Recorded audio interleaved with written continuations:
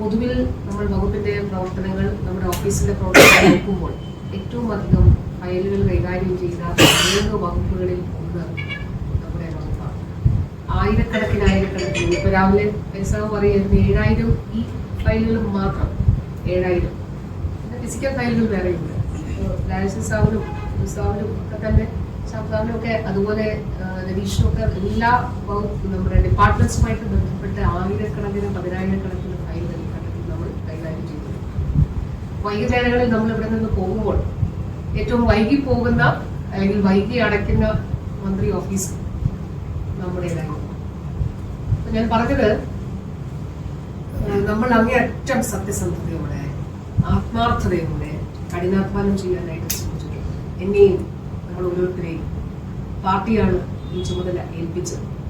പാർട്ടിയോടും നമ്മൾ അറിയാത്ത, പേരറിയാത്ത, നമ്മൾക്കറിയാത്ത, കണ്ടിട്ടില്ലാത്ത ആയിരക്കണക്കിന് 10,000-കണക്കിന് സഖാക്കളും സാധാരണ മനുഷ്യരും നമ്മളെ അർപ്പിച്ച വിശ്വാസം അത് പൂർണ്ണമായി പാലിക്കുന്നതിന് അങ്ങേയറ്റം സത്യസന്ധതയോടെ നമ്മുടെ പ്രവർത്തനം മുന്നോട്ട് കൊണ്ടുപോകുന്നതിനാണ് നമ്മൾ ശ്രമിച്ചത്.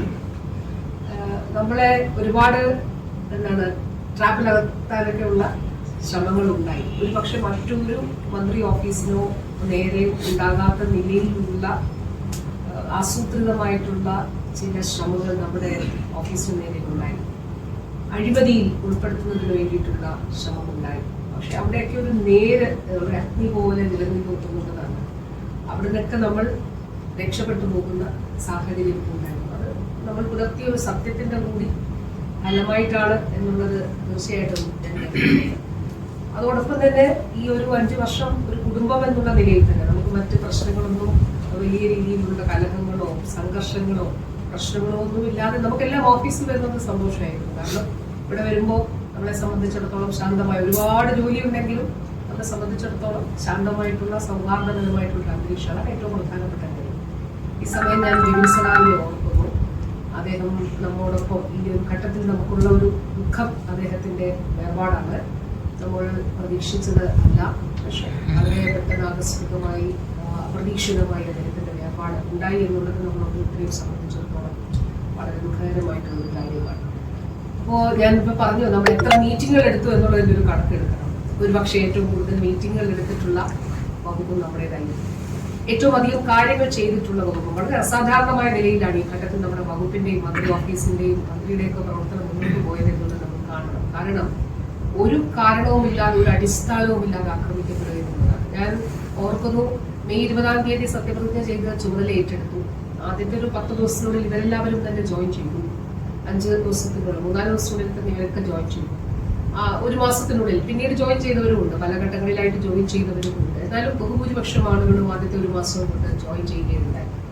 ആദ്യത്തെ ഒരാഴ്ചക്കുള്ളിൽ തന്നെ സംസ്ഥാനത്തെ ഓൺലൈൻ മാധ്യമങ്ങൾ ഉൾപ്പെടെയുള്ളവ നമുക്കെതിരെ വാർത്തകൾ ചെയ്യാനായിട്ട് ആരംഭിച്ചു. അന്ന് കോവിഡിന്റെ ഒരു പീക്ക് ടൈമാണ്. നമ്മൾ സത്യപ്രതിജ്ഞ ചെയ്ത് പുറത്തിറങ്ങുമ്പോൾ എല്ലാം പുതിയ ഗവൺമെന്റ് ചുമതല ഏറ്റെടുക്കുമ്പോൾ അന്നത്തെ ദിവസം 30,000-ന് മുകളിലാണ് കോവിഡ് കേസ്. ആദ്യത്തെ 1 വർഷം നമുക്ക് കോവിഡ് സെക്കൻഡ് വേവും 3ാമത്തെ വേവും ഒമിക്രോൺ ഏപ്രിൽ മാസം വരെ 2022 ഏപ്രിൽ മാസം വരെ നീണ്ടു നിന്നു. അതുകൂടാതെ അതിനിടെ സിക്ക വന്നു. അത് വളരെ ഫലപ്രദമായി നമുക്ക് പ്രതിരോധിക്കാൻ കഴിഞ്ഞു. നിപ്പ 2021 വന്നു, 22 മാത്രം വന്നില്ല, 23 ഔട്ട്ബ്രേക്ക് ഉണ്ടായി, 24 വന്നു. ഇന്നലെ രാത്രിയും ഒരു സസ്പെക്റ്റഡ് കേസ് പെട്ടെന്ന് അലേർട്ടായി. സംവിധാനം നമ്മുടെ സിസ്റ്റം മുഴുവൻ അലേർട്ടായിട്ട് നമ്മൾ അതിലേക്ക് നെഗറ്റീവാണ് എന്നുള്ളത് കണ്ടെത്തുകയുണ്ടായി.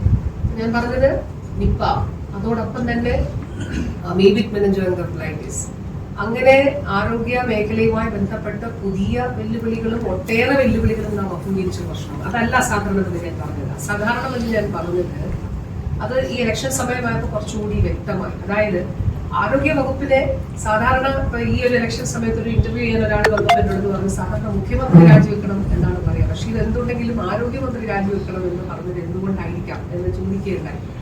അപ്പോ ഞാൻ പറഞ്ഞത് ഒരു കാരണവും ഇല്ലാതെ നമ്മളെ ആക്രമിക്കുന്നതിന്റെ കാരണം എന്താണ് എന്നുള്ളത് ഇലക്ഷൻ സമയമായപ്പോൾ കുറച്ചുകൂടി വ്യക്തമായി. നമ്മൾ പറയാൻ തുടങ്ങി, ഒരു ഘട്ടം കഴിഞ്ഞ് നമ്മൾ പറയാൻ തുടങ്ങി, സംസ്ഥാനത്തെ മേജർ പ്രൈവറ്റ് ഹോസ്പിറ്റലുകളിലെല്ലാം ആഗോള കോർപ്പറേറ്റുകൾ വലിയ നിക്ഷേപം നടത്തിയിരിക്കുന്നു എന്നുള്ളത് നമ്മൾ പറയാൻ ആരംഭിച്ചു. പക്ഷെ ആദ്യം വലിയ ഗൗരവമായിട്ട് അത് എടുത്തില്ല. പക്ഷെ ഏറ്റവും ഒടുവിൽ ഇലക്ഷൻ കമ്മീഷന്റെ വെബ്സൈറ്റിൽ കോൺഗ്രസിന്റെ അവരാരിൽ നിന്ന് ഫണ്ട് വാങ്ങിച്ചു എന്നുള്ളത് പ്രസിദ്ധീകരിച്ചപ്പോൾ ഫാർമസ്യൂട്ടിക്കൽ കമ്പനികളിൽ നിന്ന് ഉൾപ്പെടെ അവർ പണം കോടിക്കണക്കിന് രൂപ വാങ്ങിച്ചതായിട്ട് അത് വ്യക്തമായി, അത് ഡോക്യുമെന്റ് സഹിതമാണല്ലോ ഇലക്ഷൻ കമ്മീഷന്റെ സൈറ്റിൽ വന്നിരിക്കുന്നത്. എനിക്ക് ഈ ഒരു ഘട്ടത്തിൽ ഉണ്ടായ ഇലക്ഷൻ സമയത്തുണ്ടായ ഒരു അനുഭവം കൂടി പറഞ്ഞ് ഒന്നല്ല, അങ്ങനെ സമാനമായ കുറെ അനുഭവങ്ങൾ ഉണ്ടായി. ഞാൻ രവിപേരൂർ എന്ന സ്ഥലത്ത് കോൺഗ്രസിന് വലിയ മുൻതൂക്കമുള്ള ഒരു സ്ഥലത്ത് നിന്ന് സംസാരിക്കുമ്പോൾ, സ്വീകരണ പരിപാടി സംസാരിക്കുമ്പോൾ ഒരാൾ അടുത്ത് വന്നിട്ട് എന്നോട് പറഞ്ഞു എനിക്കൊരു കാര്യം പറയാനുണ്ട്. അപ്പൊ എന്റെ കയ്യിൽ മൈക്കുണ്ട്, ഇദ്ദേഹം എന്ത് പറഞ്ഞാലും കേൾക്കും, അപ്പുറത്ത് റിപ്പോർട്ടർ ചാനലും ഉണ്ട്. അപ്പോ ഞാൻ പറഞ്ഞു സംസാരിച്ച് കഴിഞ്ഞിട്ട് പറഞ്ഞാൽ മതിയോ? പറഞ്ഞു അല്ല, ഇത് മന്ത്രിക്കും കൂടെ ഗുണം വരുന്ന ഒരു കാര്യമാണെന്ന് പറഞ്ഞു. ഞാൻ സംസാരിച്ച് കഴിഞ്ഞിട്ട് അദ്ദേഹത്തോട് സംസാരിച്ചു പറഞ്ഞു, ഞാൻ കോട്ടയം മെഡിക്കൽ കോളേജിൽ അഡ്മിറ്റ് ആയിരുന്നു. ഓഗസ്റ്റ് മാസത്തിൽ ഞാൻ ഡിസ്ചാർജ് ചെയ്തു. ഇത്ര മാസം കഴിഞ്ഞ വീട്ടിൽ നിന്ന് പുറത്തിറങ്ങാമെന്ന് എന്നോട് പറഞ്ഞിരുന്നു. പ്രൈവറ്റ് ഹോസ്പിറ്റലിന്റെ പേര് മെൻഷൻ നമുക്ക് പുറത്ത് പറയണ്ട. പക്ഷെ അവിടെ ചെന്നപ്പോൾ പറഞ്ഞു 30 ലക്ഷം രൂപ ചെലവ് വരുന്ന ഒരു ശസ്ത്രക്രിയ ആവശ്യമാണ്, അത് കാർഡിയാക് സർജറിയാണ്. അപ്പോൾ പുഷ്പഗിരിയിൽ അതില്ല. കോട്ടയം മെഡിക്കൽ കോളേജിൽ ജയകുമാർ ഡോക്ടർ മാത്രമേ ചെയ്യുന്നുള്ളൂ, അതുകൊണ്ട് അവിടെ പോകണമെന്ന് പറഞ്ഞു. എങ്ങനെ വന്നാലും 30 ലക്ഷം രൂപ, മറ്റു പ്രൈവറ്റ് ഹോസ്പിറ്റലിൽ പോയി 30 ലക്ഷം രൂപയാകുമെന്ന് പറഞ്ഞു. അങ്ങനെ കോട്ടയം മെഡിക്കൽ കോളേജിൽ പോയി. ഇദ്ദേഹത്തിന് വലിയ സാമ്പത്തിക ഇടത്തരം കുടുംബമാണ്. അവിടെ പോയി വളരെ വിജയകരമായ ശസ്ത്രക്രിയ നടത്തി. അത്യാവശ്യം ചിലവൊക്കെ വന്നു, 30 ലക്ഷം ഒന്നും വന്നില്ല. അപ്പോൾ അദ്ദേഹം ഓഗസ്റ്റിൽ ഡിസ്ചാർജായി. ഇപ്പോൾ ഈ സമയത്ത് ഫെബ്രുവരിയിലോ മാർച്ചിലോ ഇറങ്ങി തുടങ്ങിയതേ ഉള്ളൂ. അപ്പോൾ അദ്ദേഹം വന്ന് പറഞ്ഞു, ഞാനൊരു കോൺഗ്രസ്സുകാരനാണ്, പക്ഷേ ഈ സത്യം എനിക്ക് പറയണം എന്നുള്ളതുകൊണ്ടാണ് ഞാൻ വന്നത്. ഇതാണ് എൻ്റെ നേരനുഭവം. അപ്പോൾ ആരോഗ്യവകുപ്പിനെ ഇത്രയും ആക്രമിക്കുമ്പോൾ ഇതാണ് സത്യം എന്ന് ഞാൻ പറയണ്ടേ എന്ന് പറഞ്ഞ് കുറേ ആളുകൾ അങ്ങനെ വന്ന് നേരിട്ട് പറയുന്ന ഒരു സാഹചര്യം ഉണ്ടായി. നമുക്ക് വേണ്ടി സാധാരണ ജനങ്ങൾ പ്രതിരോധം തോന്നും. അപ്പോൾ തീർച്ചയായിട്ടും അങ്ങനെയുള്ള സാധാരണമല്ലാത്ത സാഹചര്യങ്ങളിൽ നമ്മുടെ മന്ത്രി ഓഫീസിന്റെയും വകുപ്പിന്റെയും പ്രവർത്തനങ്ങൾ മുന്നോട്ട് കൊണ്ടുപോകാനാണ് നമ്മൾ ശ്രമിച്ചിട്ടുള്ളത്.